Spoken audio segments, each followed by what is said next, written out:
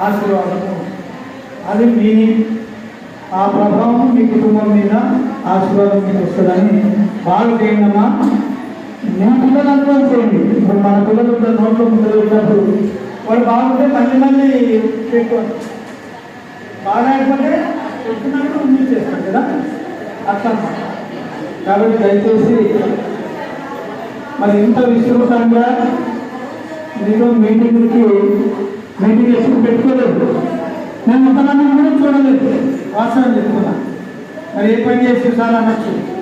చాలా పనులు, ముఖ్యమైన పనులు ఉండడం వల్ల మేము మీ పాఠశాలకు అన్నింటికీ రాలేకపోయినాము.